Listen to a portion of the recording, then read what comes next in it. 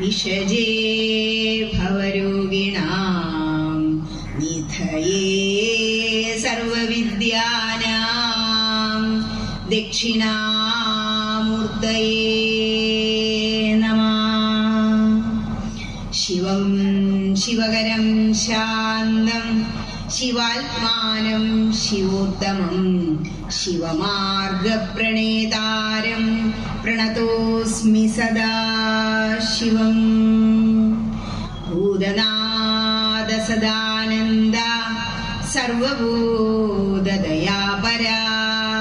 രക്ഷ രക്ഷ മഹാബാഹോ ശാസ്ത്രേ തുഭ്യം നമോ നമഃ.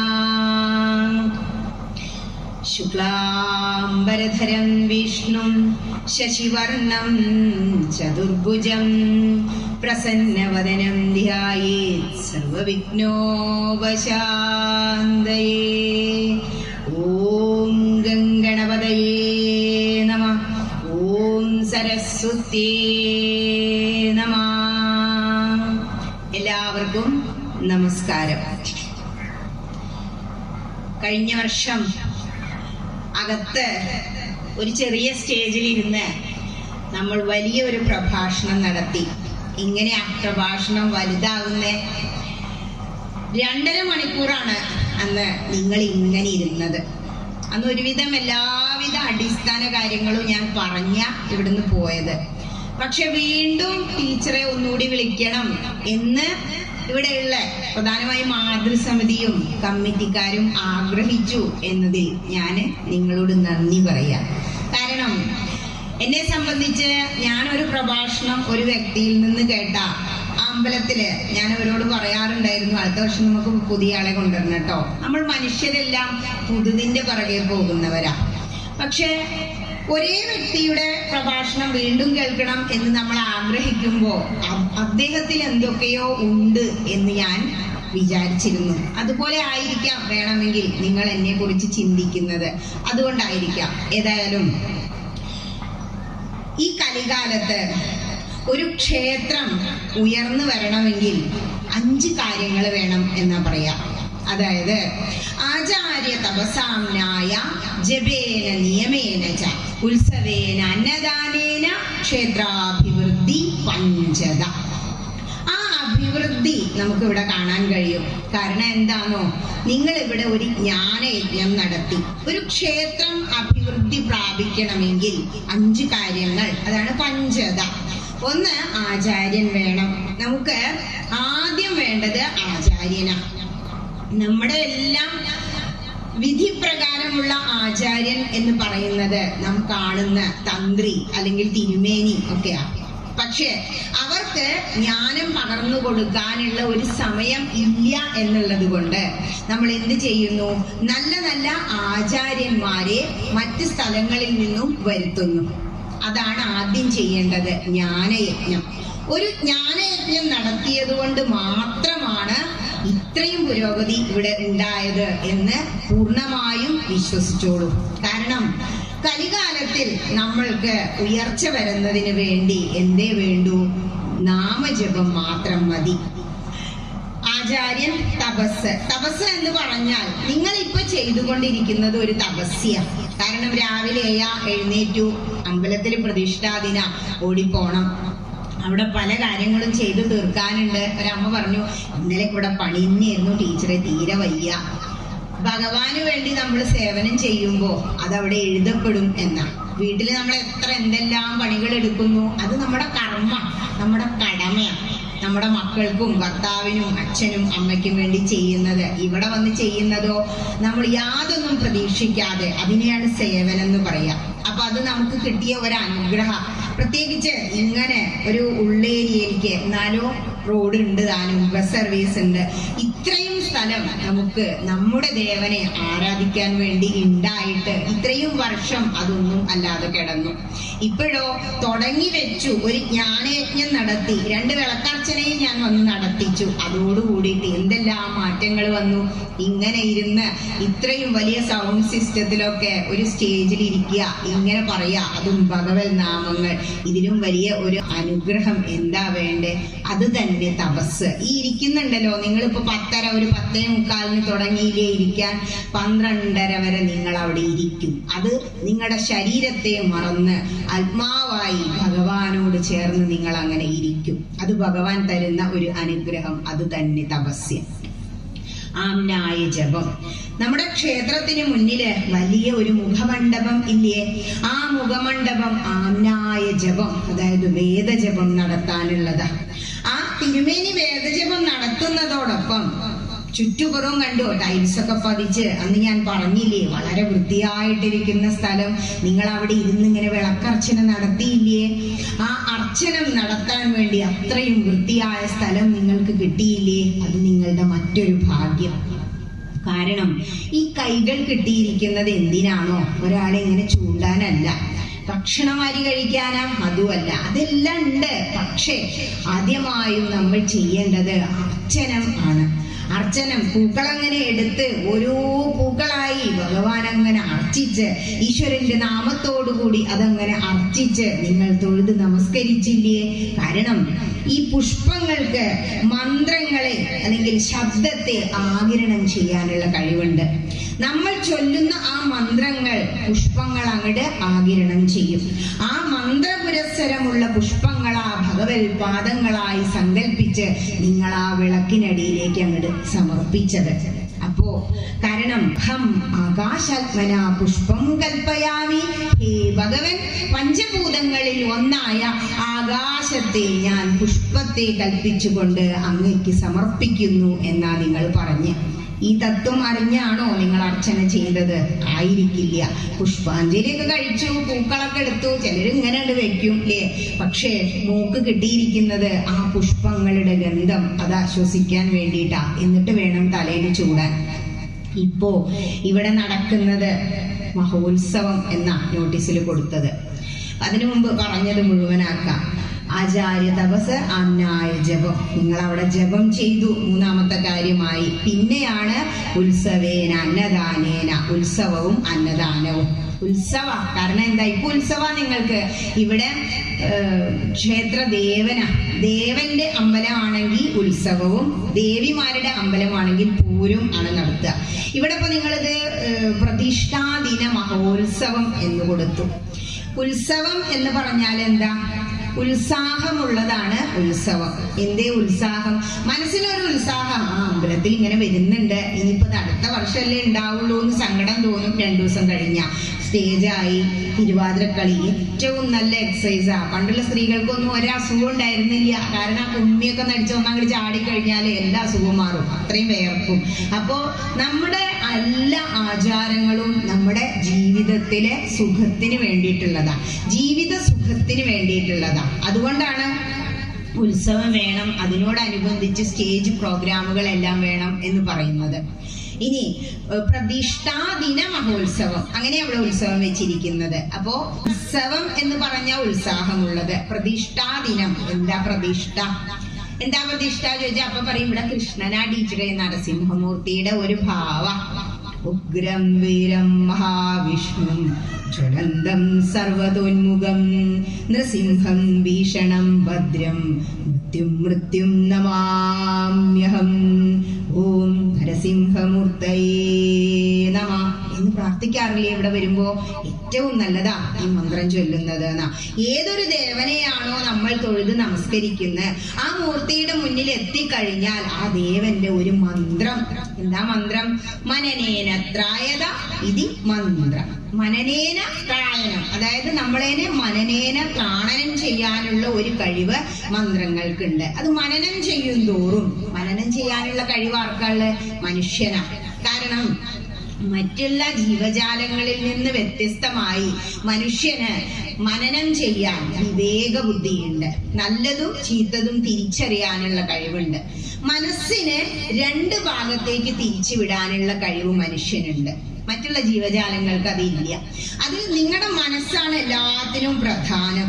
മനസ്സിനാണ് തോന്നുന്നത് ഇത് സുഖാണ്, ഇത് ദുഃഖാണ്. എന്ന് തോന്നി പ്രതിഷ്ഠാദിനാണ്, പ്രതിഷ്ഠാദിനം മഹോത്സവമായിട്ടാണ് കൊണ്ടാടുന്നത്. അപ്പൊ അമ്പലത്തിക്കൊന്ന് അങ്ങോട്ട് പോവാം, നല്ലൊരു മനസ്സാ. അതേസമയം വീട്ടിലിരിക്കാൻ തോന്നുകയാണെങ്കിലോ ദുരിതം ഇങ്ങനെ കൂടുമ്പോ തോന്നുത്ര ഇതന്നെ സുഖം, ഇവിടെ അങ്ങനെ ഇരിക്കാം, ഇവിടെ അങ്ങനെ ഇരിക്കാന്ന്. പക്ഷെ 3 തരത്തിലാണ് നമ്മുടെ സുഖം. എങ്ങനെയാ 3 സുഖം കിട്ടുന്നത്?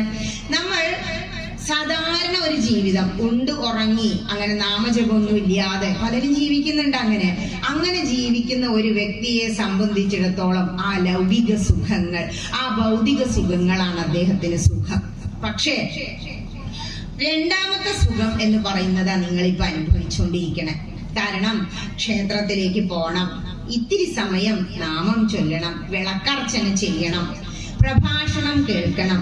അതൊക്കെ നിങ്ങളെ മന്ത്രജപത്തിലൂടെ അല്ലെങ്കിൽ നാമജപത്തിലൂടെ സുഖിപ്പിക്കുന്നതാ. അതായത് ഭക്തിയുടെ ഒരു ഭാവമാണത്. ഈ ഭക്തി എന്ന് പറയുന്നത് തന്നെ ഭക്തലക്ഷണതു ജിജ്ഞാസ ഏവ. ഭക്തന്റെ ലക്ഷണം തന്നെ എന്താ എന്നറിയാനുള്ള ആഗ്രഹം. അപ്പൊ ആദ്യമായിട്ട് ഇവിടെ അർച്ചന ചെയ്തവർക്ക് ഒരുപാട് കാര്യങ്ങൾ മനസ്സിലായിണ്ടാവും. ചന്ദ്രേട്ടൻ ആ അർച്ചനയൊക്കെ ചെയ്യുമ്പോൾ ഓരോ കാര്യങ്ങളിടയിൽ പറഞ്ഞു തരുമ്പോ ഒരുപാട് കാര്യങ്ങൾ മനസ്സിലായി. അതറിയാനൊരാഗ്രഹമുള്ളവനെ അവിടെ വന്നിരിക്കൂ. എന്താ പ്രഭാഷണം എന്നറിയണമെങ്കിൽ ഇങ്ങനെ വന്നിരിക്കണം. അതൊരാഗ്രഹമുള്ളവരെ ഇവിടെ വന്നിരിക്കൂ. അതിലൊരു സുഖം. ഇപ്പൊ എന്റെ കൂടെ 3 അമ്മമാര് വന്നിട്ടുണ്ട്. എന്തുകൊണ്ടാ? ഒരുപാട് വേദികളിൽ അവരെന്റെ പ്രഭാഷണം കേട്ടു. ഇപ്പോഴും ഇന്നും വരുമ്പോ ചോദിച്ചു അടുത്ത പരിപാടി എവിടെയാ, നമുക്ക് പോണം. എന്തുകൊണ്ടാ? പറയുന്നതൊക്കെ ഞാൻ തന്നെ ഏകദേശം എല്ലാ സ്റ്റേജിലും ഒരേ കാര്യങ്ങൾ തന്നെ പറയാം, പല തരത്തിലാവുന്നു മാത്രം. അപ്പോ അവർക്ക് ഇനിയും കേൾക്കണം. ആ ഒരു ഭക്തിരസത്തിൽ അവരങ്ങനെ സുഖിക്കുക. ഇതാണ് രണ്ടാമത്തെ സുഖം. അതായത് ഒരു ഗ്രന്ഥം എടുത്തു വെച്ച് വായിക്കുമ്പോ. ഇപ്പൊ രാമായണമൊക്കെ നമ്മളിവിടെ കഴിഞ്ഞ വർഷം സമ്പൂർണ്ണമായിട്ട് നടത്തിയില്ലേ? തുടക്കത്തിൽ തന്നെ സമ്പൂർണ്ണമൊക്കെ വലിയ സന്തോഷം തോന്നി. ഞാൻ പ്രഭാഷണത്തിന് വന്നപ്പോഴാ രാമായണം ഇവിടെ പലർക്കും കൊണ്ടുവന്നു കൊടുത്ത്. എന്നിട്ടോ 1 മാസം കഴിഞ്ഞപ്പോഴേക്ക് അവരത് അത്ര സുന്ദരമായിട്ട് അവിടെ ഇരുന്ന് വായിച്ചു, സമർപ്പിച്ചു. സമ്പൂർണമായും വായിച്ചങ്ങോട്ട് ഭഗവാന് സമർപ്പിച്ചു. നിങ്ങൾ ഈ 1 വർഷത്തിനിടയിൽ ചെയ്ത ഒരുപാട് പുണ്യകർമ്മങ്ങളുടെ ഫലമാണ് ഇന്ന് ഇങ്ങനെ ഒരു സ്റ്റേജും നമ്മുടെ കുളത്തിന്റെ പണി തുടങ്ങിയതും നിങ്ങൾക്ക് നല്ലൊരു അടുക്കള, ബാത്റൂം, എന്തെല്ലാം സൗകര്യങ്ങളായി. അതാണ് ജ്ഞാനയജ്ഞത്തിന്റെ ഭക്തി പ്രഭാഷണത്തിന്റെ മഹിമ. അല്ലാതെ ഓമനേച്ചി പറഞ്ഞ പോലെ ശോഭ ടീച്ചറെ ഇവിടെ ഒന്ന് അങ്ങോട്ട് ചവിട്ടിച്ചുക എല്ലാം ശരിയാവും എന്ന് പറഞ്ഞാൽ അത് എന്റെ മഹിമയൊന്നും അല്ല. ഞാൻ എന്താ ഇവിടെ ഇരുന്ന് പറഞ്ഞത് അത് മാത്രം. അന്ന് അത് ചെയ്യുമ്പോ എന്റെ അടുത്ത് ഇവിടുന്ന് കമ്മിറ്റിക്കാര് ലക്ഷ്മണേട്ടനൊക്കെ വിളിച്ച് പറഞ്ഞിരുന്നു, ടീച്ചറെ ഇവിടുത്തെ അവസ്ഥ കുറച്ച് പരിതാപകര. 4 ഹോളോഗ്രാഫ്സ് ഒക്കെ എപ്പോഴും എന്റെ യൂട്യൂബിൽ അത് കിടക്കുന്നുണ്ട്. 4 ദിവസം മുമ്പ് ഞാനൊന്ന് ഓണാക്കി നോക്കി. ആ 4 ഇഷ്ടികയുടെ പുറത്തുള്ള വീഴുവോന്ന് പേടിച്ചൊരു സ്റ്റേജിൽ ഇരുന്നിട്ട് അന്ന് പ്രഭാഷണം ചെയ്ത് അല്ലെ. പക്ഷേ ആ 2.5 മണിക്കൂർ ഭഗവാന് സമർപ്പിച്ച ആ ശബ്ദം, ഞാൻ പറഞ്ഞില്ലേ ശബ്ദത്തെ സ്വീകരിക്കാനുള്ള കഴിവ് പുഷ്പങ്ങൾക്കുണ്ട് എന്ന്. ഭഗവാനെന്ന് അർച്ചിച്ച ഓരോ പുഷ്പങ്ങളിലും മന്ത്രത്തിലുപരി ആ ശബ്ദം, ആ ശ്ലോകങ്ങൾ, കീർത്തനങ്ങൾ, കഥകൾ അങ്ങനെ ഭഗവാനിലേക്ക് ചെന്ന് അർച്ചനയായി വീണപ്പോ ഭഗവാൻ അങ്ങോട്ട് വിചാരിക്കുക, വാണിയന്നൂരിലെ കൃഷ്ണൻ അങ്ങോട്ട് വിചാരിക്കുക, എന്റെ കുട്ടികൾക്ക് എല്ലാ സൗകര്യങ്ങളും ഇവിടെ എത്തിക്കണം. എല്ലാവരും പാവങ്ങളാ, വലിയ സംഖ്യയൊന്നും എടുക്കാനില്ലാത്തവരാട്ടോ ടീച്ചറെ. എങ്കിലും നമുക്ക് ഇതൊന്ന് ശരിയാക്കണം. ആ അടങ്ങാത്ത ഒരു ആഗ്രഹം, ഒന്നും പ്രതീക്ഷിക്കാതെ രാവും പകലും ഇല്ലാതെ ഓടി നടന്ന്. എന്നോടൊരു ദിവസം പറഞ്ഞു, ഭാര്യ എന്നെ പിടിച്ച് പുറത്തേക്ക് ആക്കാറായിരുന്നു, അങ്ങോട്ട് ചെല്ലാറന്നെ ഇല്ലാന്ന്. അത്രയും ഒരു ഡെഡിക്കേഷനോട് കൂടി നമ്മൾ ആഗ്രഹിച്ചാൽ, എഴുത്തുകാര് പറയുന്നത് പോലെ നിങ്ങൾ അത്രയും ആഗ്രഹിച്ചാൽ പ്രകൃതി നിങ്ങൾക്ക് അതിനുള്ള ഒരു അവസരം തരും. അതാണ് ഇപ്പൊ നിങ്ങളുടെ മുന്നിൽ എത്തിയിരിക്കണേ.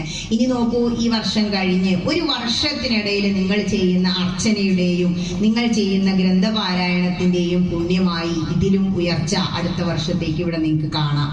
അതാണ് ഭഗവാനെ വിളിച്ചാലത്തെ ഗുണം. ഇപ്പോ 5 കാര്യങ്ങളായില്ലേ? ഉത്സവം, അന്നദാനം എന്നേ ചെയ്തു തുടങ്ങി. അത് വലിയൊരു സംഭവമാണെന്ന് വേണം പറയാ. നമ്മൾ തൊഴാൻ വരുമ്പോഴും ആദ്യം എന്താ പറയാന്ന്, ടീച്ചറെ വേഗം തൊഴുത് വരൂ കേട്ടോ, ഭക്ഷണം കഴിച്ചിട്ട് പരിപാടി തുടങ്ങാം. ഞങ്ങൾ എത്തുമ്പോ തന്നെ 10 മണി ആവാറായിട്ടുണ്ട്. അപ്പോഴും ആ അന്നപൂർണയായി വിളമ്പാൻ വേണ്ടി നമ്മുടെ പിറകെ ഓടി നടക്കുന്ന അമ്മമാരുടെ ഒരു മനസ്സ്, ആ വിളമ്പി കൊടുക്കുന്ന അന്നത്തിന്റെ രുചി എന്താണോ, തരാനുള്ള മനസ്സിന്റെ വലിപ്പം, അതാണ് അതിന്റെ രുചി. അപ്പൊ നമുക്ക് വേണ്ടെങ്കിലും ഇത്തിരി കഴിക്കണം എന്ന് തോന്നും. അന്നദാനത്തിനേക്കാൾ വലുതായി ഒന്നും ഇല്ല. അതാ നിങ്ങൾ ആദ്യം തുടങ്ങിയത്. ചെറുതാണെങ്കിലും ഒരു ഊട്ടുപുരയൊക്കെ ഉണ്ടാക്കി ആദ്യത്തെ തവണ വന്നപ്പോ തന്നെ എന്തായിരുന്നു സ്വീകരണം. അപ്പോ അവർ മനസ്സ് നിറഞ്ഞ് നിങ്ങളെ നോക്കും. ആ കടാക്ഷത്തിൽ അവരിലുള്ള പുണ്യം നിങ്ങളിലേക്ക് അങ്ങോട്ട് വഴിഞ്ഞൊഴുകും എന്നതാ. ഇതൊക്കെ ഒരാചാര്യൻ വന്നിരുന്ന് പറയുമ്പോഴാ ഇതിനിങ്ങനെയൊക്കെ ഉണ്ടല്ലേ എന്ന് മനസ്സിലാവുക. ഒരു കുഞ്ഞു മോള അനൗൺസ്മെന്റ് നടത്തിയത് അല്ലെ. ഇപ്പോഴത്തെ തലമുറയെ നമുക്കിതിന് കിട്ടില്ല. ഇവിടെ നിങ്ങളുടെ കുട്ടികൾ അതിന് തയ്യാറായി വരുന്നുണ്ടല്ലോ. അതും എന്തൊരു സ്വീറ്റ് സൗണ്ടാണ് ആ കുട്ടിക്ക്. അത് തന്നെ വലിയ അനുഗ്രഹം. നമ്മൾ ഏത് പാതയിലൂടെ പോകുന്നോ നമ്മുടെ കുട്ടികളും ആ പാതയിലേക്ക് വരും. ഇന്നത്തെ കാലത്ത് എന്താ സംഭവിച്ചുകൊണ്ടിരിക്കണേ? കുട്ടികളൊക്കെ വഴിമാറി പോവുക. അമ്മമാര് വന്നിരുന്നാലും മക്കളെ കിട്ടില്ല. ഒരമ്മ ഞങ്ങളെ കാത്തിരുന്നിരുന്നു, മകനെ അവിടെ ഉണ്ട്, കുട്ടി ഒറ്റയ്ക്കാ, പ്രഭാഷണം കേൾക്കാൻ പറ്റില്ല, ഒരു പോയി. പക്ഷെ നിങ്ങളുടെ ചെവിയില് ഒരു ഈശ്വര നാമം, ഈശ്വര കഥ, പ്രഭാഷണം വന്ന് വീണമെങ്കിൽ എത്രയോ കോടി ജന്മത്തെ പുണ്യം വേണം. നമുക്ക് ഇങ്ങനെയാണെങ്കിൽ നമുക്കിവിടെ ഒരു സപ്താഹം വെക്കാം. സപ്താഹം വെച്ചാ വെച്ചടി ഉയരായിരിക്കും. 7 ദിവസത്തെ പരിപാടിയുള്ളൂ. ഒരു യജ്ഞം അങ്ങോട്ട് കുറിച്ചാല് 3 നേരത്തെ ഭക്ഷണം 3 വീട്ടുകാർ സ്പോൺസർ ചെയ്ത 7-8 ദിവസം മിനിമം നമുക്ക് സപ്താഹം നടത്താം. ഭാഗവത എന്താ പറയുന്നത് എന്നറിയോ? ജന്മാന്തരേ ഭവേ പുണ്യം. എത്രയോ ജന്മങ്ങൾക്ക് ശേഷമാണ് ഇങ്ങനെ ഒരു പുണ്യം നിങ്ങൾക്ക് കിട്ടുന്നത്. ഈച്ചയായി, പൂച്ചയായി, പഴുതാരയായി നമുക്ക് എത്രയോ ജന്മം കിട്ടുന്നുണ്ട്. ഞാൻ പറഞ്ഞില്ലേ ഉത്സവം ആണ് ഇവിടെ നടക്കുന്നതെന്ന്. ജീവിതത്തിൽ വേദനകളും വിഷമങ്ങളും ഉള്ളവരാ ഭക്തിമാർഗത്തിലേക്ക് കൂടുതലും വരുന്നത്. എല്ലാം കൊണ്ടും സുഖായ പലരും വരുന്നില്ല. ആ വേദനകളും വിഷമങ്ങളും ഉള്ളവര് ആ വിഷമങ്ങളെ, വേദനകളെ ഉത്സവമാക്കി മാറ്റണം. അതെങ്ങനെയാ? പൂന്താനം അദ്ദേഹത്തിന്റെ ജീവിതത്തിലെ മകൻ ഇല്ല എന്ന സങ്കടം അത് പ്രാർത്ഥനയിലൂടെ ഫലം കണ്ടു. അവർ കുറെ നാളുകൾക്ക് ശേഷം ഒരു കുഞ്ഞുണ്ടായി. ആ കുട്ടി ഉണ്ടായിട്ടോ അത് അന്നപ്രാശത്തിന്റെ ദിവസം മരിച്ചപ്പോ പൂന്താനത്തിന് മനസ്സിലായി നമ്മുടെ ഈ പെരിന്തമണ്ണയിലെ ഇല്ലത്ത് ആ പൂന്താനം ഇല്ല ഇപ്പോഴും ഉണ്ട്. ആ തിരുമേനി തീരുമാനിക്കുക ഇനി ഇതിനൊന്നും മെനക്കെടണ്ട. എന്താ പറഞ്ഞേ? ഉണ്ണികൃഷ്ണൻ മനസ്സിൽ കളിക്കുമ്പോൾ ഉണ്ണികൾ മറ്റു വേണമോ മക്കളായി. ഹരേ കൃഷ്ണ, എത്ര കാലമായി ഞാൻ പ്രാർത്ഥിച്ചു, എനിക്കൊരു ഉണ്ണിയെ തന്നിട്ട്. അന്നപ്രാശത്തിന്റെ അന്ന് അതിനെ കൊണ്ടുപോയില്ലേ, ഇനി എനിക്കൊന്നും വേണ്ട. ജീവിതത്തിലെ വേദനകളെ ഉത്സവമാക്കി മാറ്റിയ ആ പൂന്താനത്തിനെ പോലെ ജീവിതത്തിൽ എന്ത് വേദനയുണ്ടെങ്കിലും അതിനെ ഉത്സവമാക്കി മാറ്റുക. അതാണ് ഭക്തി. അതിന് ഭക്തി മാർഗത്തിലൂടെ മാത്രമേ കഴിയൂ. ഇനി ഭട്ടേരിപ്പാടിനെ നോക്കൂ. ഇപ്പൊ നമ്മുടെ മാതൃസമിതിയിൽ കുറെ പേര് എന്റെ നാരായണീയം ക്ലാസ്സിലൊക്കെ ഉണ്ട്, യൂട്യൂബിലും കേൾക്കാറുണ്ട്. അവര് ആലോചിച്ച് നോക്കണേ, അന്ന് അവർക്ക് ജ്ഞാനപ്പാന ഒക്കെ കുറച്ച് അറിയാൻ ടീച്ചറെ, ശരിക്ക് ചെല്ലാൻ വയ്യാന്ന് പറഞ്ഞിട്ടാണ് ഞാൻ അന്ന് ഇവിടുന്ന് പോകുമ്പോ രാമായണം കൊടുത്തപ്പോ പറഞ്ഞു, അത് നിങ്ങൾ 1 മാസത്തിനുള്ളിൽ ഒരു ജ്ഞാനപ്പാനയും ഒരു ഹരിനാമകീർത്തനവും വായിച്ചു തീർക്കൂ, എന്നിട്ട് രാമായണം തുടങ്ങാം. അവരത് അതേപോലെ ചെയ്തവരാം. അപ്പൊ മനസ്സിലായി ജ്ഞാനപ്പാനയിൽ ഒരുപാട് തത്വങ്ങളുണ്ട്, ഹരിനാമകീർത്തനത്തിൽ ഒരുപാട് കാര്യങ്ങളുണ്ട്. രാമായണത്തിലൂടെ അങ്ങനെ പോയി. ആ ഒരു ദിവസം എത്ര സുന്ദരമായിട്ടാ അവരിന്ന് രാമായണം ചൊല്ലിയത്. ആ രാമായണ കഥകളിലൂടെ അങ്ങനെ പോയി. പിന്നെ ഒരു ദിവസം അവിടെ ഇരുന്ന് വിഷ്ണു സഹസ്രനാമം ചൊല്ലി അർച്ചിച്ചു. ഞാനൊരു ദിവസം എന്തോ അർച്ചനയ്ക്ക് വന്ന ദിവസം തന്നെയായിരുന്നു അത്. വിളക്കർച്ചന കഴിഞ്ഞിട്ട് അവിടെ ഇരുന്ന് അർച്ചിച്ചത്. എന്തായാലും അങ്ങനെ ആ ഒരു ഭാഗത്ത് എല്ലാം മനസ്സിലാക്കി അമ്മമാരിപ്പോ എവിടെ എത്തി നോക്കൂ, നാരായണീയത്തിൽ വരെ എത്തി നിൽക്കുക. നാരായണീയം പെട്ടെന്നൊന്നും കടിച്ചാൽ പൊട്ടില്ല. ജ്ഞാനപ്പാന, ഹരിനാമകീർത്തനം, പിന്നെ രാമായണം, ഗീത, ഭാഗവതത്തിലെ 18,000 ശ്ലോകങ്ങളെ ആറ്റിക്കുറുക്കി ഒരു കഷായം പോലെ എടുത്തു വെച്ചിരിക്കുകയാണ് നാരായണീയം. അതായത് ഭട്ടേരിപ്പാടിന് സങ്കടം വന്നു, മക്കളില്ലാഞ്ഞിട്ടല്ല. നമ്മുടെ ഇവിടെ ഉള്ളതാ ഭട്ടേരിപ്പാട്, മേൽപ്പത്തൂര്. എന്താ സങ്കടം വന്ന്? വാദം വന്നത് അദ്ദേഹത്തിന്റെ കർമ്മദോഷം ആയിരുന്നില്ല. സ്വന്തം ആചാര്യ ആചാര്യന് അച്യുത പിഷാരടി എന്ന് പറയുന്ന ആചാര്യന് അസുഖം വന്നപ്പോ ചികിത്സകളൊന്നും ഫലിച്ചില്ല. അപ്പോ ശിഷ്യന്മാർക്ക് അത് പകർന്നു നൽകാം. അതിന് പറയുന്ന പേരാ കർമ്മ വിഭാഗദാനം. എല്ലാ ശിഷ്യന്മാരോടും ചോദിച്ചു, എന്റെ ഈ വാദം നിങ്ങൾ സ്വീകരിക്കുവോ? മറ്റ് ശിഷ്യന്മാരൊക്കെ കൂടെ പട്ടേരിപ്പാടിന്റെ, നാരായണ പട്ടേരിപ്പാടിന്റെ പേര് വിളിച്ചു പറഞ്ഞു. ആചാര്യനെ അത്രയും ഇഷ്ടമുള്ള, ഗുരുവിനെ അനുസരിക്കുന്ന ആ പട്ടേരിപ്പാട് സന്തോഷത്തോടുകൂടി ആ വാദം സ്വീകരിച്ചു. അച്യുത പിഷാരയുടെ വാദം മാറി. അത് കഴിഞ്ഞ് ഒരാഴ്ചയ്ക്കുള്ളിൽ പട്ടേരിപ്പാടിന് വാദത്തിന്റെ അസ്കിത തുടങ്ങി. നേരെ ഗുരുവായൂർ ചെന്നു. എന്നിട്ടോ ഇവിടെ ഇരിക്കുകയായിരുന്നു. അയ്യോ വാദാന്നും പറഞ്ഞ്. അപ്പോഴാണ് നമ്മുടെ എഴുത്തച്ഛൻ പറഞ്ഞത് മീൻ തൊട്ട് കൂട്ടിക്കോളൂന്ന്. മീൻ തൊട്ട് കൂട്ടുക എന്ന് പറഞ്ഞാൽ എന്താ? മത്സ്യാവതാരം മുതലുള്ള അവതാരങ്ങളെ അങ്ങോട്ട് കീർത്തിച്ചോളൂ, അസുഖം മാറും. ഇപ്പോ ലോകം മുഴുവൻ നാരായണീയത്തിന്റെ പുറകെയാണ്. കാരണം എന്താന്നോ, അത്രയും ഫാക്ടംബോസാണ് നമ്മൾ കഴിക്കണേ. അത്രയും അസുഖങ്ങളുടെ ലോകത്ത് ദിവസം പ്രതി ആശുപത്രികളുടെ എണ്ണം കൂടുക. വലിയ ബിസിനസ്സാ ഇപ്പൊ ആശുപത്രി. പക്ഷെ ആലോചിച്ചു നോക്കൂ, പണ്ടൊരാള് പറഞ്ഞു അത്രേ, എനിക്ക് വെയ്യായ വന്നപ്പോ ഡോക്ടറെ കണ്ടു. ഡോക്ടർക്ക് ജീവിക്കണ്ടേ, കാരണം 350 അത്രേ ഫീസ്. എന്നിട്ടോ ഒരു 2500 രൂപയുടെ മരുന്ന് എഴുതി. ഞാനത് വാങ്ങും ചെയ്തു. മെഡിക്കൽ ഷോപ്പുകാരന് ജീവിക്കണ്ടേ, അപ്പൊ നിങ്ങൾ കഴിച്ചോ? ഞാനത് കഴിച്ചില്ല, എനിക്കും ജീവിക്കണ്ടേ. ഇതാണ് അവസ്ഥ. അത്രയും അപകടം പിടിച്ച ഒരു ലോകത്താണ് നമ്മൾ ജീവിക്കുന്നത്. എന്നിട്ടോ ഇങ്ങനെയുള്ള ഒരു അസുഖങ്ങളുടെ ലോകത്ത് ജീവിക്കുമ്പോ പട്ടേരിപ്പാട് പണ്ട് വാദം വന്നിട്ട്, വാദമൊന്നും വന്നാ പണ്ട് മാറില്ല. എത്ര ചികിത്സിച്ചാലും അതിനൊരു ലിമിറ്റ് ഉണ്ട്. അത് കഴിഞ്ഞാൽ അത്ര അവിടെ നിൽക്കും. പക്ഷേ പട്ടേരിപ്പാട് എന്താ ചെയ്തേ? നേരെ ഗുരുവായൂരപ്പന്റെ മുന്നിൽ ചെന്നു. നിങ്ങൾ ഗുരുവായൂർ പോകുമ്പോ ആ നടക്കിലേക്ക് അങ്ങോട്ട് കയറുമ്പോ ഇടത്തെ സൈഡിലേക്ക് നോക്കിയാൽ കാണാം, ഇവിടെ ഇരുന്നാണ് പട്ടേരിപ്പാട് നാരായണനെ രചിച്ചതെന്ന് എഴുതി വെച്ചിട്ടുണ്ട്. അപ്പോ മേൽപ്പത്തൂർ പട്ടേരിപ്പാട് അവിടെ ഇരുന്ന് ഭഗവാനെ അങ്ങനെ കീർത്തിക്കുക. 1ാമത്തെയും 2ാമത്തെയും ദശകത്തിലൊന്നും എന്തില്ല, ഒരു വിഷമങ്ങളും പറയുന്നില്ല. 3ാമത്തെ ദശകം എടുത്താലോ ഭഗവാനെ എന്റെ അസുഖം മാറ്റിത്തരണേ മാറ്റിത്തരണേ എന്ന് മാത്രാ പറയുന്നേ. ഇത് നമ്മളൊക്കെ ഒരു പ്രശ്നം. ആർക്കാ വീട്ടിൽ മരുന്നില്ലാത്ത? എല്ലാവർക്കും. കാരണം ഈ ശരീരം എന്ന് പറഞ്ഞ ശീര്യതേ ഇത് ശരീര, ഇത് നശിച്ചുകൊണ്ടിരിക്കുന്ന സാധനം. അപ്പോ ഈ നാശം ഉള്ള ശരീരത്തിൽ ഇരുന്നു കൊണ്ട് നാശമില്ലാത്ത ഭഗവാനിലേക്ക് അങ്ങോട്ട് ചേരണമെങ്കിൽ എന്തു വേണം?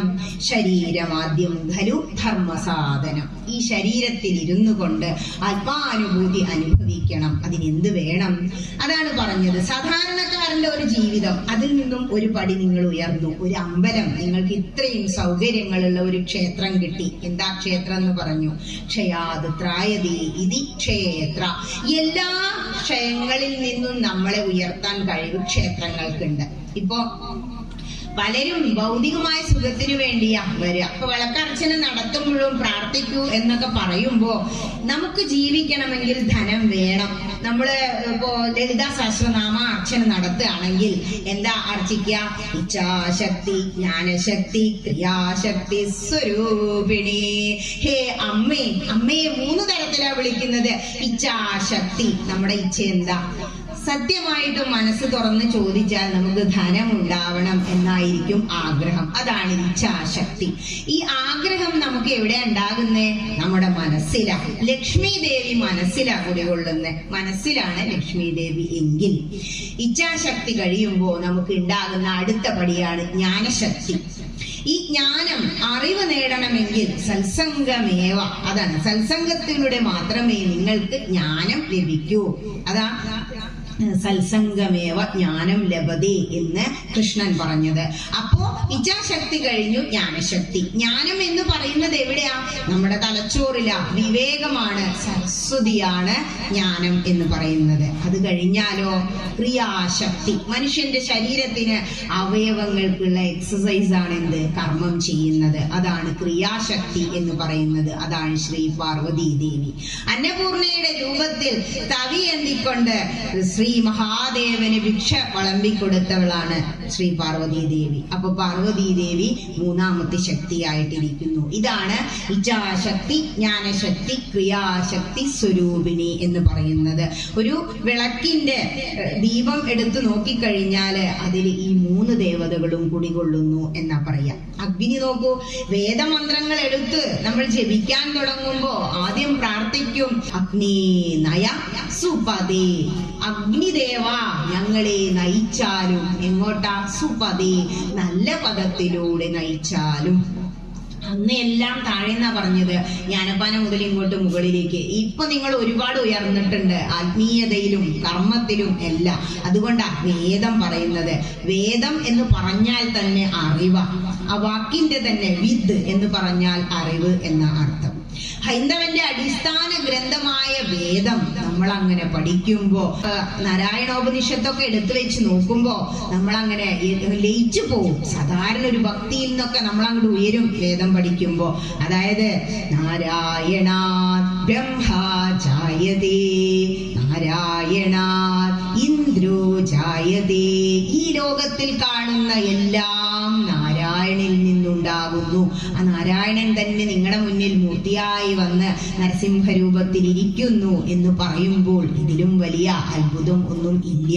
കൃഷ്ണനായി ഏറ്റവും നമുക്കെല്ലാം പറയും പല ദേവതകളുണ്ട്, പക്ഷെ എല്ലാവർക്കും കൃഷ്ണാവതാരം കേൾക്കുമ്പോൾ ഒരു പ്രത്യേക ശക്തിയാണ്. കാരണം എന്താണോ, നമ്മളിപ്പോ ഇവിടെ നാമജപം നടത്തുന്നു. നിങ്ങൾ ഹരേ രാമ മന്ത്രം എല്ലാ ആഴ്ചയിലും ഒരു ദിവസം ഇവിടെ വന്നിരുന്നിട്ട് ഒരു 108 തവണ ചൊല്ലാൻ അങ്ങോട്ട് തീരുമാനിച്ചോളൂ. ഇപ്പൊ വ്യാഴാഴ്ചയെങ്കിൽ വ്യാഴാഴ്ച ഏത് ദിവസമായാലും സന്ധ്യയ്ക്ക് ശേഷം ഞങ്ങൾ അമ്പലത്തിൽ വരും.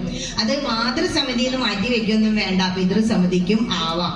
അപ്പോ അങ്ങനെ വന്ന് നമ്മളെല്ലാവരും ഇരുന്നു. അപ്പൊ പറയാ, ടീച്ചറെ മന്ത്രം ഒന്നും ചൊല്ലാൻ അറിയില്ല, വേദമൊക്കെ പഠിക്കാൻ കുറച്ച് ബുദ്ധിമുട്ടാ. ശരി, സമ്മതിച്ചു. പക്ഷേ കലിസന്ധാരണോപനിഷത്തിൽ പറയുന്ന ഹരേ രാമ മന്ത്രം, അതായത് ഹരേ രാമ രാമ രാമ ഹരേ ഹരേ, ഹരേ കൃഷ്ണ കൃഷ്ണ കൃഷ്ണ ഹരേ ഹരേ, ഇതങ്ങോട്ട് ജപിച്ചാലുണ്ടല്ലോ എല്ലാ കാര്യത്തിലും ഉയർച്ചയായിരിക്കുന്ന. കാരണം ഭഗവാൻ ഏറ്റവും ഇഷ്ടമുള്ള മന്ത്രം രാമമന്ത്ര. എന്താ? 3 അവതാരം ബലരാമനായി, പരശുരാമനായി, ശ്രീരാമനായി അവതരിച്ചപ്പോഴും ഭഗവാൻ രാമമന്ത്രാണ് പേരായിട്ട് സ്വീകരിച്ച്. ഭഗവാൻ അറിയാതെ ഒന്നും നടക്കുന്നില്ലല്ലോ, അപ്പൊ ആ പേര് തന്നെ ഭഗവാൻ സ്വീകരിച്ചു എന്ന് പറയുമ്പോ രാമമന്ത്രത്തിന്റെ മഹിമ. കാരണം ആദ്യം പറയുന്നത് എന്താ? ഹരേ രാമ. രാമ എന്ന് പറഞ്ഞാൽ എന്താ? മനസ്സ, തന്നിലുള്ളതാണ് രാമ എന്നുള്ളത്. കാരണം മനസ്സിന്റെ ശക്തിയാണ് രാമമന്ത്രം. മനസ്സിനെ എങ്ങോട്ട് ഉയർത്തണം? മാംസത്തിൽ നിന്ന് അങ്ങോട്ട് ഉയർത്തണം. അപ്പോ ഈ രാമ എന്ന് പറയുന്നത് നമ്മുടെ മനസ്സിനെ ഉയർത്താനാണ്. മനസ്സിനെ ഉയർത്തുമ്പോ ആ മനസ്സ് എങ്ങോട്ട് ഉയരുന്നു? കൃഷ്ണ, ഹരേ കൃഷ്ണ, കൃഷ്ണനിലേക്ക് അങ്ങോട്ട് ഉയരുന്നു. ആരാ കൃഷ്ണൻ? കൃഷ്ണൻ എന്ന് പറയുന്നത് പൂർണ്ണാവതാരമാണ്, അതായത് ആ ചൈതന്യം. അങ്ങനെ പറയുമ്പോൾ നിങ്ങൾക്ക് പെട്ടെന്ന് മനസ്സിലാവില്ല. പക്ഷേ നമ്മൾ സാധാരണ ജീവിതം നയിക്കുന്നതിനിടയിൽ എപ്പോഴെങ്കിലും ഭക്തി പ്രഭാഷണ വേദിയിൽ എത്തിപ്പെടുമ്പോ കുറച്ച് കാര്യങ്ങൾ അങ്ങനെ കേൾക്കുമ്പോ ഇങ്ങനെയൊക്കെ ഉണ്ടല്ലേ. കാരണം നമ്മളിപ്പോ പലരും ഇപ്പൊ ഇവിടെ ഇരിക്കുന്നവര് ഒരു 40-30 വയസ്സ് കഴിഞ്ഞവരാ. 50 വയസ്സാകുമ്പോഴേക്കും നമ്മൾ പഞ്ചേന്ദ്രിയങ്ങളെ ജയിക്കണം. കാരണം എന്താണോ, ഈ ശരീരത്തിന്റെ എല്ലാ അപകടങ്ങളും വലിച്ചു വെക്കുന്നത് ആരാ? ഇന്ദ്രിയങ്ങളാ. ഇന്ദ്രിയങ്ങളെ സുഖിപ്പിക്കാനാണ് ലൗകികൻ അങ്ങനെ നടന്നുകൊണ്ടിരിക്കുന്നത്. കണ്ണിനെ സുഖിപ്പിക്കാൻ നല്ല കാഴ്ചകൾ കാണാൻ ടൂറ് പോവും, കാതിനെ സുഖിപ്പിക്കാൻ നല്ല പാട്ടുകൾ കേട്ടുകൊണ്ടിരിക്കും, നാവിനെ സുഖിപ്പിക്കാൻ നല്ല ഭക്ഷണം വെച്ചുകൊണ്ടിരിക്കും. അല്ലെ, ഒരു ദിവസം ലീവാ, ഇന്നൊരു പഞ്ചസാര പായസം അങ്ങോട്ട് വെക്കാം തീരുമാനിച്ചു. പിന്നെ അതിന്റെ പുറകെ ഉച്ച വരെ പോവും. എന്നിട്ട് എത്രയാ കുടിക്കുക? ഒരു ഗ്ലാസ്. ചിലരെന്താ ഷുഗറാ കുടിക്കാൻ, എന്നെ പറ്റില്ല, ഇതാ അവസ്ഥ. അപ്പൊ ഈ ഇന്ദ്രിയങ്ങളുടെ പുറകെ നിങ്ങൾ ജീവിക്കണ്ട എന്നല്ല, ജീവിച്ചോളൂ. പക്ഷേ എത്ര കാലം? 50 വയസ്സ് വരെ. അതായത് അപ്പോഴേക്കും പഞ്ചേന്ദ്രിയങ്ങളെ നിങ്ങൾ ജയിക്കണം. ഇന്ദ്രിയങ്ങളുടെ പിറകെ പോവാതെ ഭഗവാന്റെ പിറകെ പോവുക. ഇപ്പൊ പൊതുവെ നമ്മള് ഉദാഹരണം പറഞ്ഞ ഷീ ഫോൾ ഇൻ ലവ് എന്ന് പറയും.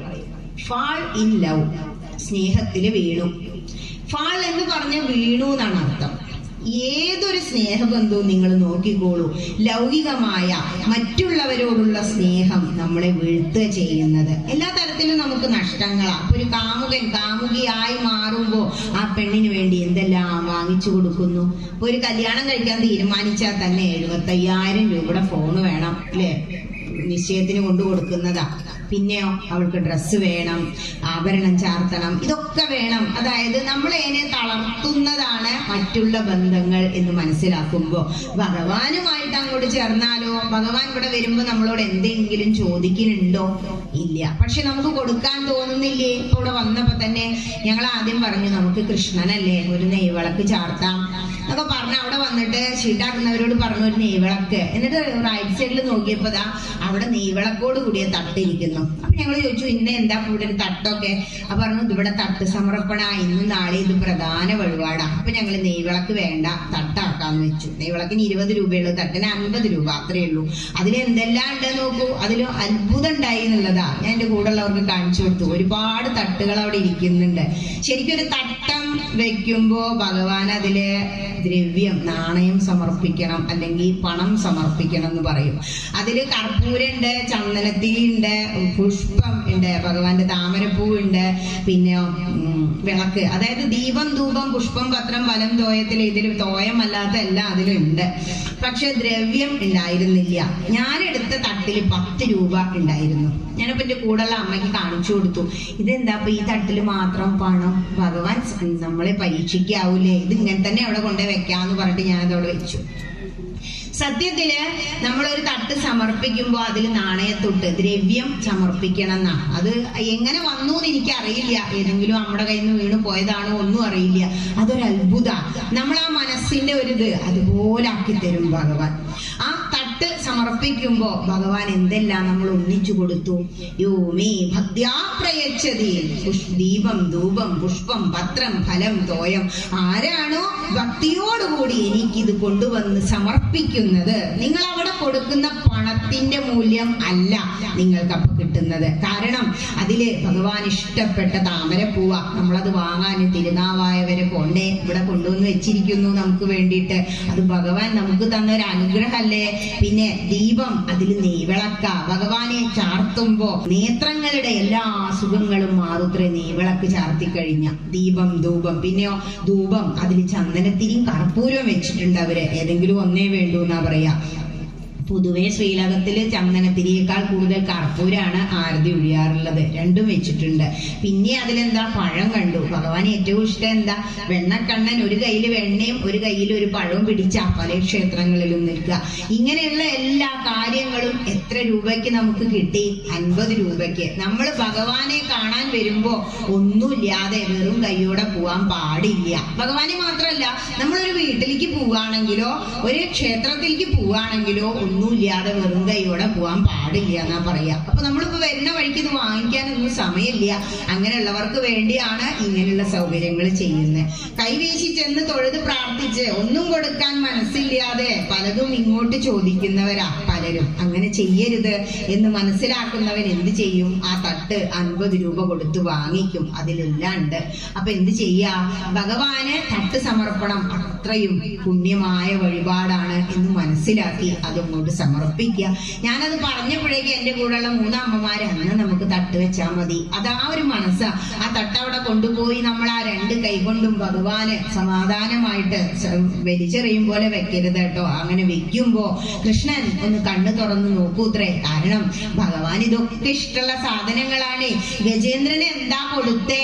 എന്ത് കൊടുത്താലും കുഴപ്പമില്ല. പക്ഷെ ഭഗവാൻ ഒന്നും കൊടുക്കാൻ ആ കയത്തിൽ കിടന്ന് മുങ്ങി താണുകൊണ്ടിരിക്കുന്ന ഗജേന്ദ്രന്റെ കയ്യിൽ ഇല്ല. അപ്പോ മുന്നിലേക്ക് നോക്കിയപ്പോ ഒരുപാട് താമരപ്പൂക്കൾ നിൽക്കുന്നത് കണ്ടു. മുതല കാലിന് പിടിച്ചു, ചോര വാർന്നൊഴുകി ദേ താണ് പോവുക. അവസാനം ആ തുമ്പിക്കൈ മാത്രമേ ഉള്ളൂ പുറത്ത്. ആ തുമ്പിക്കൈ കൊണ്ട് ഒരു താമരപ്പൂ അങ്ങോട്ട് പൊട്ടിച്ച് ഭഗവാനെ അങ്ങോട്ട് കീർത്തിക്കുക. അവസാനം പറയാ നാരായണാഖില ഗുരു ഭഗവൻ നമസ്തേ. അങ്ങനെയാണത്രേ കൃഷ്ണനോട് വന്നാ പറയണ്ടേ, ഏ നാരായണ അഖില ഗുരു, ഈ ബ്രഹ്മാണ്ടങ്ങളും ഉള്ളിൽ കൊണ്ട് നടക്കുന്ന ഭഗവാനെ അങ്ങേക്ക് എന്റെ നമസ്കാരം. എനിക്ക് ഇതല്ലാതെ ഒന്നും തരായില്ലാട്ടോ എന്നും പറഞ്ഞ് നമ്മൾ ആ കൊടുക്കുന്ന താമരപ്പൂ ഭഗവാൻ ആ തട്ടത്തിൽ കാണുമ്പോ ഇപ്പോഴും 4 കയ്യിൽ ഒരു കയ്യിൽ ആ താമരപ്പൂവാ പിടിച്ചോണ്ടിരിക്കണേ. അതുപോലെ തന്നെ ദീപം, ധൂപം, പുഷ്പം, പത്രം എല്ലാം നമ്മൾ കൊടുക്കുമ്പോ ഭഗവാൻ എന്ത് സന്തോഷ. അങ്ങനെ അറിഞ്ഞ് ആരാധിക്കണം. ഇതിപ്പോ ആ കമ്മിറ്റിയിൽ ഇരിക്കുന്നവർക്ക് ഇതിനെ കുറിച്ച് അറിയെങ്കിൽ അറിയാമെങ്കിലും നിങ്ങളോട് ഇത് പറഞ്ഞ് എത്ര പേര് വരും രാവിലെ പറഞ്ഞു ഫലിപ്പിക്കാൻ അവർക്കാവില്ല. അതുകൊണ്ട് ഞാൻ പറഞ്ഞു എന്നേ ഉള്ളൂ. ഇനിയിപ്പോ നാളെ നിങ്ങൾ പഞ്ചസാര പായസം ഷീട്ടാക്കും അല്ലെ? ഭഗവാൻ ഏറ്റവും ഇഷ്ടം എന്താ? പഞ്ചസാര പായസം തന്നെയാ. ഭഗവാൻ ഭക്തി മാത്രല്ല മുക്തിപ്രദനുമാണ്. കാരണം ഭാഗവതം പറയുന്നത് മുക്തിപ്രദൻ എന്നാ. ഭുക്തി എന്ന് പറയാൻ എന്താ കാരണം? ആദ്യം ഞാൻ പറഞ്ഞില്ലേ, ശരീരം ആദ്യം ഖലു ധർമ്മ സാധനം. ഇവിടെ വരാനും ഭഗവാനെ ആരാധിക്കാനും നാമം ജപിക്കാനും നമുക്ക് ഈ ശരീരം കൊണ്ട് വഹിക്കണ്ടേ? അപ്പൊ ശരീരം ഇങ്ങനെ നിലനിൽക്കണമെങ്കിൽ എന്ത് വേണം? ഭക്ഷണം വേണം. അതുകൊണ്ടാണ് ഭുക്തി കഴിഞ്ഞിട്ടാണ് മുക്തി വേണ്ടു എന്ന് പറയുന്നത്. ഈ ശരീരത്തിൽ ഇങ്ങനെ ഇരുന്ന് ഈശ്വര കഥകൾ അങ്ങനെ കേട്ട് ഭഗവാന്റെ ആ സന്നിധിയിൽ വന്ന് തൊഴുത് നമസ്കരിച്ച് നിങ്ങൾക്ക് ഇങ്ങനെ ഓടി നടന്ന് സേവനം ചെയ്യാൻ പറ്റുന്നില്ലേ? ഞാൻ പറഞ്ഞില്ലേ, പാർവതി ദേവിയാണ് നമ്മുടെ ക്രിയാശക്തിയായി വിളങ്ങുന്നത്.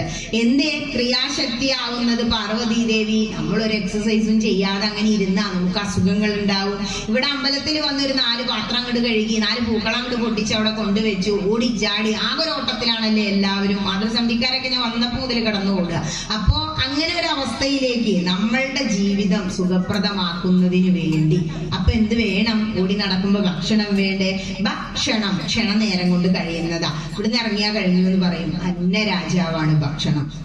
അപ്പൊ ഭഗവാന് ഏറ്റവും പ്രിയം എന്താ? ഗുരുവായൂർ പോയ എന്റെ അമ്മ പറയും പഞ്ചസാര പായസം കഴിക്കണം എന്നിട്ട് പോയാ മതി. അപ്പൊ പറയും മക്കള് അതിനൊന്നും സമയമില്ല, അപ്പൊ ആ പൈസ ഭണ്ഡാരം ചേർത്തിക്കോളൂ. അപ്പൊ അമ്മ പറയും പറ്റില്ല, പഞ്ചസാര പായസം കഴിക്കാതെ ഗുരുവായൂർ വന്നിട്ട് കാര്യമില്ല. അപ്പൊ നാളെ നിങ്ങൾക്ക് ഗുരുവായൂർ പോവണ്ട, ഇവിടെ തന്നെ പഞ്ചസാര പായസം ഇന്ന് എന്നെ ഷീട്ടാക്കിക്കോളൂ. കാരണം കൃഷ്ണന് ഓരോ തവിയായിട്ട് അതൊന്ന് മോന്തി കുടിക്കുമ്പോഴും ഓരോരുത്തരുടെ പേര് വെച്ചാത്രേ അത് കുടിക്കുക. അങ്ങനെ എല്ലാവരെയും പേരിൽ ഷീട്ടാക്കി അവിടെ കൊണ്ടിട്ട് നേദിക്കലുണ്ട്. കാരണം ഭഗവാന് എത്ര കിട്ടിയാലും മതിയാവില്ല, കൊതിയനാ ശ്രീകൃഷ്ണൻ. അപ്പൊ കൃഷ്ണന് പഞ്ചസാര പായസം കഴിക്കുന്നതിലും വലുതായിട്ട് യാതൊന്നും വേണ്ടാന്നാ. ഗുരുവായൂർ നോക്കൂ, എത്ര പഞ്ചസാര പായസം. വരുന്നവരെല്ലാം അത് ചീട്ടാക്കും. ചിലര് പോകുന്നതിന് മുമ്പ് അത് കിട്ടാത്തത് കൊണ്ട് ആ ചീട്ട അവിടെ ഒരു പെട്ടിയുണ്ട്, അതിലിടും. എന്നിട്ട് പിന്നെ വൈകുന്നേരം അവിടെ ഭക്തജനങ്ങൾക്ക് എല്ലാം വഴിപാടായിട്ട് ഇത് കൊടുത്തിരുന്നു. പണ്ടൊക്കെ ക്ലാസ് വെച്ചിട്ടുണ്ടാവും. ഞാനൊക്കെ ഒരുപാട് കുടിച്ചിട്ടുണ്ട് അമ്മയുടെ കൂടെ പോയിട്ട്. അമ്മ 3:30 മണിക്കാ ഗുരുവായൂരിനെ കൊണ്ടുപോകുക. അവിടെ നിർത്തും, വാകച്ചാർത്തും എല്ലാം തൊഴിൽ നിർമ്മാല്യവും ഒക്കെ കഴിഞ്ഞിട്ട് 10:30-11 മണിക്ക് ചോറുണ്ടിട്ടും കിടന്ന് പോരും. അങ്ങനെയാ. പക്ഷെ 31-ാം തീയതി ഒക്കെ കൊണ്ടുപോവുക. 2 മാസത്തെ തൊഴില് കഴിയുമെന്ന് പറഞ്ഞിട്ട്. ഇപ്പൊ ആ സിസ്റ്റം ഒന്നും എവിടെ ഇല്ല. അപ്പോ ഭഗവാന് ഏറ്റവും ഇഷ്ടമുള്ള പഞ്ചസാര പായസം ഷീട്ടാക്കാൻ കഴിയാച്ച അത് നിങ്ങളുടെ ഒരു സുഹൃത. പണ്ടൊക്കെ ഞങ്ങൾ 10 രൂപയ്ക്ക് അമ്മ ഷീട്ടാക്കുക. ഇപ്പൊ അത് 100 രൂപയായി മാറിയിട്ടുണ്ട്. പണ്ടത്തെ 1 രൂപ ഇപ്പൊ 10 രൂപയായില്ലേ? അങ്ങനെ ചിന്തിച്ചാ മതി. കാരണം നമ്മൾ ജീവിതത്തിൽ ഒരുപാട് സമ്പാദിക്കും. ഈ സമ്പാദിച്ചതൊക്കെ എവിടെയെങ്കിലും കൊണ്ടുപോയി വെക്കും. എന്തെങ്കിലും കൊണ്ടുപോകാൻ പറ്റുമോ? അവസാനം മക്കള് തമ്മിൽ അടിയ. നമ്മൾ സമ്പാദിക്കുന്നതിൽ ഞാൻ അന്ന് പറഞ്ഞില്ലേ, 1 പൈസയെങ്കിലും. ഇപ്പൊ 1 പൈസ ഇല്ല, 1 രൂപ. അപ്പോ 1 രൂപ ഒരു ദിവസം മാറ്റി വെച്ചാൽ 30 രൂപ തേവർക്ക് നിങ്ങൾക്ക് ഒരു മാസം കൊടുക്കാനുണ്ടാവും. നമുക്ക് വേണ്ടി ഇതൊക്കെ വേറെ ആരെങ്കിലും വന്ന് ചെയ്യുമോ? ഗുരുവായൂരൊക്കെ എന്ന് പറഞ്ഞാൽ പല സ്ഥലങ്ങളിൽ നിന്ന് ആളുകൾ വരും. പക്ഷെ നമ്മളെവിടെയോ അങ്ങനെ സാധിക്കില്ല. നമ്മുടെ ഇവിടെ ഉള്ളവരെന്നെ വേണം. പക്ഷെ നമ്മളുടെ കാര്യത്തിൽ നമുക്ക് അഭിമാനിക്കാം. നമുക്ക് ഹീറോ ആവാൻ നമ്മുടെ അമ്പലത്തിലേ പറ്റൂ. അപ്പൊ നമ്മൾ തന്നെ വരണു, നമ്മൾ തന്നെ ഷീട്ടാക്കണു, നമ്മൾ തന്നെ അത് കൊണ്ടുപോയിട്ട് എന്ത് ചെയ്യണു? നേദിക്കണു, നമ്മൾ തന്നെ കൊണ്ടുപോയി കഴിക്കുന്നു. അപ്പോ ആ വക കാര്യങ്ങളിലൊന്നും അയ്യോ വയ്യ എന്ന് പറഞ്ഞ് പിന്നാക്കം നിൽക്കാതെ കുറച്ചധികം ഭഗവാൻ അത്രയും ഇഷ്ടമുള്ള കാര്യല്ലേ. യശോദാദേവി ഒരു കയ്യില് വെണ്ണ വെച്ച് കൊടുത്തു അത്രേ. അപ്പോ ഈ കൈ ഇതാ അമ്മയെ കരയണു. അപ്പോ പറഞ്ഞു അത്രേ, ഇനി വേണോ? ഇപ്പൊ തരാട്ടോ മോനെ എന്ന് പറഞ്ഞ അകത്തു പോയി വെണ്ണ എടുത്ത് വന്നപ്പോഴേക്ക് ഈ കയ്യിലത് മൂപ്പര് ശാപ്പിട്ടു. എന്നിട്ട് പറയാത്രേ, ഈ കയ്യിലില്ലല്ലോ അമ്മേ. അപ്പൊ അതെന്തേ? അപ്പൊ എന്താ പറയുന്നോ? കൈ തന്നീലേ വെണ്ണ വച്ചിടുമ്പോൾ മറ്റേ കൈ നിന്നങ്ങു തെങ്ങുമല്ലോ. കണ്ടോ അമ്മേ, ഈ ഉണ്ണിക്കൈ ഇതാ കരയണു, ഇതിൽ വെണ്ണ ഇല്ല. അപ്പൊ അത് എവിടെ പോയി? അത് കാക്ക ഊതി കൊണ്ടുപോയി കഴിച്ചതാണ്. അപ്പൊ അമ്മയ്ക്ക് മനസ്സിലായി. യശോദാമ്മ കള്ള ചിരിയോടുകൂടി ആലോചിച്ചു നോക്കൂ, പ്രസവിച്ചിട്ടില്ല. ഭഗവാന്റെ വളർത്തമ്മയായിരുന്നു യശോദ. ദേവകീദേവി പ്രസവിച്ചിടാൻ മാത്രമേ ഭാഗ്യമുണ്ടായുള്ളൂ. അതാ ഭഗവാൻ അങ്ങോട്ട് അനുഗ്രഹിക്കുകയാണ്. അകത്ത് പോയി മറ്റേ കയ്യിലേക്ക് വെണ്ണ കൊണ്ടുവന്നു വെച്ചു കൊടുത്തു. അപ്പൊ ഇതിലില്ലല്ലോ. അപ്പൊ ചോദിച്ചു, മറ്റേ കയ്യിലെ വെണ്ണ എവിടെ? അപ്പൊ പറയാ, കള്ളനായുള്ളൊരു കവൻ താൻ വന്നിട്ടു കയ്യിലെ വെണ്ണ കൊണ്ടുപോയി, അതാ കാക്ക കൊണ്ടുപോയി. അത്രയ്ക്കും ആ ഭഗവാന് ഭക്ഷണപ്രിയനായ കൃഷ്ണന്റെ ആ ഒരു മുന്നിൽ വന്നു നിന്ന് നിങ്ങൾക്കൊരു പഞ്ചസാര പായസം ഷീട്ടാക്കി നിങ്ങളുടെ പേരിൽ അത് അവിടെ തിരുമേനി നേദിക്കാൻ ഒരവസരം കിട്ടിയില്ലേ? ഇപ്പൊ നിങ്ങൾ ഒരു അപ്പുറം കുറച്ചൊന്നും പോയി നോക്കൂ, ചിലപ്പോൾ അത് കൃഷ്ണക്ഷേത്രം ആവില്ല. പന്നി ഞാൻ വന്നപ്പോ പോത്തന്നൂർ അമ്പലത്തിൽ പോയില്ലേ? ഇത്രയും അടുത്ത് കൃഷ്ണനായി തന്നെ വിളങ്ങി നിങ്ങൾക്കൊരനുഗ്രഹം തന്നെങ്കിൽ ശ്രീ ഗുരുവായൂരപ്പൻ തന്നെയാ. ഇപ്പൊ പട്ടേരിപ്പാടൊക്കെ നമ്മുടെ വിടുന്നാ പോയതേ. വിലുമംഗലം സ്വാമി നമ്മുടെ മലപ്പുറം ജില്ല, പൂന്താനം നമ്മുടെ മലപ്പുറം ജില്ല, ഇനിയിപ്പോ അതും കഴിഞ്ഞ് എഴുത്തച്ഛനോ നമ്മുടെ മലപ്പുറം ജില്ല. ഏകദേശം 400 വർഷങ്ങൾക്ക് മുമ്പ് ഇവിടെ ജീവിച്ച് നന്നായി ഭജിച്ച് മരിച്ചു എന്ന് പറയണ്ട, ഭഗവാനിലേക്ക് ചേർന്നവരാ ഈ മഹാത്മാക്കൾ. അത്രയും മഹാത്മാക്കൾ ജനിച്ച് ജീവിച്ച് പലായനം ചെയ്തു പോയെങ്കിൽ നമുക്ക് ഇപ്പൊ കിട്ടിയിരിക്കുന്ന ഈ അവസരം അതൊന്നും പാഴാക്കരുത്. കാരണം നിങ്ങൾ ഇവിടെ ഒരു വഴിപാടിൽ ഒന്ന് പിശിക്കുക, വീട്ടിൽ ചെല്ലുമ്പോ തീർച്ചയാണ് അവിടെ ഒരു അസുഖം ഉണ്ടാവും, അല്ലെങ്കിൽ എന്തെങ്കിലും ഒരു ധനനഷ്ടം നമുക്ക് ഉണ്ടാവും. അത് അതിന്റെ ഒരു സത്യ.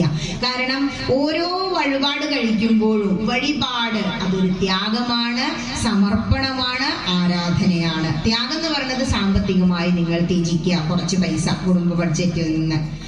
ആരാധന എന്ന് പറയുമ്പോൾ ഭഗവാനെ ആരാധിക്കാനുള്ള ഒരു മാർഗം മാത്രമാണ് ഒരു വഴിപാട് എന്ന് പറയുന്നത്. സമർപ്പണം എന്ന് പറയുമ്പോൾ പൂർണ്ണമായ മനസ്സോടുകൂടി നമ്മളൊരു തട്ട് അല്ലെങ്കിൽ എന്തെങ്കിലും ഒരു ദ്രവ്യം ഭഗവാന് മുന്നിൽ കൊണ്ടുവന്ന് വെക്കുമ്പോൾ ഭഗവാൻ കരുണാമയന അതൊന്ന് കണ്ണു തുറന്ന് നോക്കൂത്രേ. ആ ഒരൊറ്റ നോട്ടം മതി. ഏത് കുട്ടിയാ ഇപ്പൊ എനിക്ക് ഈ ഇത് സമർപ്പിച്ചിരിക്കണേ, ആ ഒരു നോട്ടം മതി, നമുക്ക് എല്ലാ കടാക്ഷവും കിട്ടും. പക്ഷേ നമ്മളങ്ങടെ അടുക്കാൻ തയ്യാറാവുന്നില്ലെങ്കിലോ? അപ്പൊ ഇവിടെ വരും തൊഴും, അവിടെയൊക്കെ ഇങ്ങനെയൊക്കെ ഉണ്ടല്ലേ. ചിലരുണ്ട് അങ്ങനെ ഒക്കെ ഒന്ന് നോട്ടം നോക്കി പോവും, എവിടേക്കും ഒരു പൈസ ചെലവാക്കില്ല, ഭണ്ഡാരം പോലും ചാർത്തില്ല. ഇതിപ്പോ ദേവസ്വം ബോർഡിന്റെ അമ്പലമൊന്നും അല്ലല്ലോ, ഇവിടെ ഉള്ളത് ഇവിടെ തന്നെ എടുക്കും.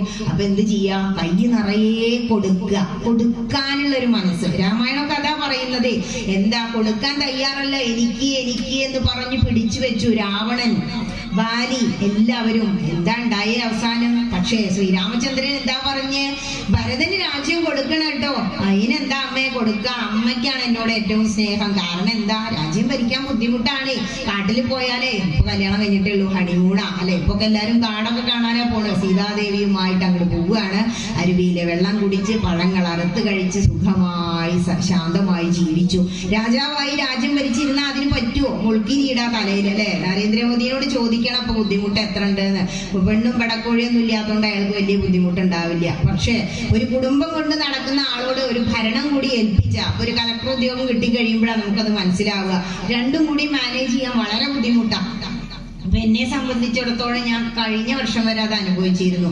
വൈകുന്നേരം വരെ സ്കൂളിൽ പോയിട്ട് വന്ന് മേല് കഴുകി പിന്നെ ഈ ഡ്രസ്സ് ഇട്ടിട്ട് നേരെ വന്ന് ഈ സ്റ്റേജിലാണ് കയറുമ്പോ സ്കൂളിൽ പറഞ്ഞ സോഷ്യോളജി ഒന്നും അല്ല പിന്നെ സ്റ്റേജിൽ പറയാ. വലിയ മെന്റൽ സ്ട്രെയിനാ. മോള് ജോലി പ്രവേശിച്ച അന്ന് വൈകുന്നേരം ഞാൻ എന്റെ ടീച്ചിങ് ജോലി അവിടെ നിർത്തി. നല്ല മരിക്കോളം ടീച്ചർ എന്ന് വിളിക്കും എല്ലാവരും കേട്ടോ. അതാണ് ടീച്ചർക്കും ഡോക്ടർക്കും ഉള്ള ഒരു പ്രത്യേകത. അന്ന് തുടങ്ങി ഈ പ്രഭാഷണം മാത്രം. എന്താണോ ഒരു പ്രഭാഷണം നിങ്ങളുടെ കാതിൽ അങ്ങനെ കൊണ്ടുവന്ന് തരാൻ കഴിയുക. കാരണം ഹൈന്ദവ മതം പറയുന്നത് നിങ്ങൾ എന്നെ പഠിക്കണം. ഭഗവാൻ പറയാ എന്റെ ഗ്രന്ഥങ്ങൾ നിങ്ങൾ വായിച്ച് പഠിച്ച് പ്രചരിപ്പിക്കണം. ആ പ്രചരിപ്പിക്കലാണ് നടക്കാത്തത്. അതുകൊണ്ടാണ് ഇതൊന്നും ഇത്ര കാലം ഒന്നും ആവാതിരുന്നത്. ഇപ്പൊ കുറെ ഭാഗങ്ങളിലായിട്ട് തുടങ്ങിയപ്പോ മറ്റുള്ളവർ കേട്ട് അറിഞ്ഞ് എന്ത് ചെയ്തു? പലരും പല ആചാര്യന്മാരെ വിളിച്ച് വിളക്കർച്ചന തുടങ്ങി. ഏറ്റവും നല്ലതാ ഭഗവാൻ അർച്ചനം ചെയ്യുന്നത്. അതുപോലെ യജ്ഞം, നാമയജ്ഞം നടത്താൻ തുടങ്ങി, നാമജപം നടത്താൻ തുടങ്ങി, ജ്ഞാനയജ്ഞം നടത്താൻ തുടങ്ങി. കാരണം നമുക്ക് ഒരു സംഖ്യയുണ്ട്. എത്രയാ? 18. 18ന്റെ പ്രത്യേകത എന്താണെന്നറിയോ? 1, 8. ഈ അക്ഷരമാലയിലെ അക്ഷരങ്ങൾ കായ്ക്ക ഗായിക ചായ്ച്ച ജായ്ച്ച ഞാൻ 1, 2, 3 10 വരെ എഴുതി കഴിഞ്ഞാല് ഇത് വരിക ജ എന്ന് വരിക 8ാമതാ. ഇനി താഴത്തേക്ക് വന്ന അവസാന വരിയിൽ യാ രാ ലാവാന്ന് എഴുതുമ്പോ യാ എന്ന് വരിക ആദ്യം 1ാമതാ. അപ്പൊ 1ഉം 8ഉം ഇട്ട് കഴിഞ്ഞാ 18. അപ്പൊ ഈ എന്താണ് ഈ യാന്നും ജാന്നും അറിയണ്ടേ? ജയം എന്നാണ് തിരിച്ചിടുമ്പോ വരുന്നത്. പക്ഷേ യജം അതായത് യജിക്കലാണ് ഒരു തരത്തിൽ ആലോചിച്ച. കാരണം യജിക്കുക എന്ന് പറഞ്ഞാൽ യജ്ഞങ്ങൾ നടത്തുക. ഒരു യജ്ഞമാണ് ഇപ്പൊ ഇവിടെ നടന്നുകൊണ്ടിരിക്കുന്നത്. ഇതിനു വേണ്ടി നിങ്ങൾ എന്തെല്ലാം സംഭരിച്ചു, എന്തെല്ലാം കാര്യങ്ങൾ ചെയ്തു, എത്ര ദിവസം മുമ്പ് നോട്ടീസ് അടിച്ചിട്ട് ഓടാൻ തുടങ്ങി. ഇത് തന്നെ യജ്ഞം. കലികാലത്തില് ഇത്രേ വേണ്ടൂ, യജ്ഞങ്ങൾ നടത്തുക. എങ്ങനെ? നാമയജ്ഞങ്ങൾ. അത് നിങ്ങൾ രാവിലെ സമൂഹാർച്ചന നടത്തി, ജ്ഞാനയജ്ഞം ഇപ്പൊ നടത്തിക്കൊണ്ടിരിക്കുന്നു. ഇതിനും വലിയൊരു ഉയർച്ച വേറെ വരാനില്ല. അപ്പോ മറ്റൊന്ന് തിരിച്ചിട്ടോ നോക്കിക്കോളൂ. ഇനിയിപ്പോ 81. അപ്പൊ ജയാന്നായി. ജയാന്നാവുമ്പോ ജയ ജയ ജയ. അതായത് മഹാഭാരതം ജയ ജയ ജയ എന്നാണ് പറയുന്നതെങ്കിൽ ഭാഗവതം തപ തപ തപ എന്നാ പറയുന്നത്. എന്താ തപ? ഞാൻ പറഞ്ഞില്ലേ, എത്രയോ ജന്മത്തെ സുഹൃതമാണ് ഇങ്ങനെ ഒരു ക്ഷേത്രാങ്കണത്തിൽ വന്നിരുന്ന് നിങ്ങൾക്ക് ഈശ്വര കഥ കേൾക്കാൻ കഴിയുന്നത്. വലിയ വലിയ ഗഹനമായ കാര്യങ്ങൾ പറയുമ്പോൾ, മനസ്സിനെ കുറിച്ചൊക്കെ പറയുമ്പോൾ നിങ്ങൾക്ക് മനസ്സിലാവില്ല. പക്ഷെ ആ കൃഷ്ണന്റെ കഥ പറഞ്ഞപ്പോ എല്ലാവരുടെയും മുഖം എത്ര തെളിഞ്ഞിരുന്നു എന്നറിയോ? അതാണ് കൃഷ്ണ കഥകൾ. എത്ര കേട്ടാലും മതിയാവില്ല. കുറൂരമ്മയുടെ കഥ എത്ര തവണ നിങ്ങൾ കേട്ടു, എത്ര ആള് പറഞ്ഞു, എങ്കിലും നമുക്ക് അതിൽ എന്തൊരു പുതുമ. അതാണ് പുരാണത്തിന്റെ പ്രത്യേകത. പുരാണം എന്ന് പറഞ്ഞാൽ എന്താ? പുരാ അഭിനവം. പുര അഭിനവം. അതായത് പഴയതാണെങ്കിലും അതിൽ പുതുമയുണ്ട്. പഴയ പഴയ കഥകളാ പറയുന്നത്, പക്ഷെ അതിനെ തത്വങ്ങൾ ചേർത്ത് പറയുമ്പോ ഇതൊക്കെയാണല്ലേ ജീവിതം എന്ന് മനസ്സിലാക്കും. കാരണം കുറച്ചു മുമ്പ് ഞാൻ പറഞ്ഞു, 50 വയസ്സാകുമ്പോഴേക്ക് പഞ്ചേന്ദ്രിയങ്ങൾ ജയിക്കണം. ഇനി 60 വയസ്സായി, ഇന്ദ്രിയങ്ങളെയൊക്കെ ജയിച്ചു, ഇനി എനിക്ക് ആ വക സുഖങ്ങളൊന്നും വേണ്ട. എന്തു മതി? ഈശ്വര ഭജനം. അതാണ് സുഖം എന്ന് മനസ്സിലാക്കി രണ്ടാമത്തെ സുഖത്തിലേക്ക് വന്നു. ഒന്നാമത്തെ സുഖം ലൗകിക സുഖങ്ങളാട്ടോ, ഇന്ദ്രിയ സുഖങ്ങളാ. അതൊക്കെ മതിയായി ടീച്ചറെ. ഇനി എനിക്ക് എന്ത് മതി? ഭജന, കീർത്തനം, നാമങ്ങൾ, ഗ്രന്ഥങ്ങൾ, ഇത് മതി എന്ന് തീരുമാനിച്ചു. ഒരു 10 വർഷം അങ്ങനെ ജീവിച്ചു. അതിലും ശാന്തി നിങ്ങൾ എവിടെ അനുഭവിക്കില്ല. അപ്പോഴേക്ക് നമുക്ക് എന്ത് ചെയ്യാൻ കഴിയും? ഷഡ്വൈരികളെ പോലെ ആവാൻ കഴിയുന്ന.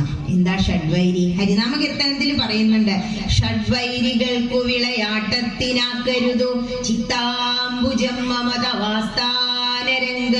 ഹരേ കൃഷ്ണ, എന്റെ ഈ ചിത്തം, ഈ മനസ്സ് ഷഡ്വൈരികൾക്ക് വിളയാട്ടത്തിനാക്കരുത് കേട്ടോ. നമുക്കിപ്പോ എന്താ? അയൽവാസിയോട് വൈരം, കുടുംബക്കാരോട് വൈരം. ഒരേ ഗർഭപാത്രത്തിൽ ജനിച്ചവരാച്ച പറയണ്ട അല്ലെ? അച്ഛന്റെ നമ്മുടെയും കാലം കഴിഞ്ഞ പിന്നെ കണ്ട മിണ്ട പോലുമില്ല. അത്രയ്ക്കും വൈരാസ്വത്ത് തറക്ക. അപ്പോ എല്ലാവരോടും ആ വൈരല്ല. ഈ ഷഡ്വൈരികൾ എന്ന് പറഞ്ഞാൽ എന്താണോ?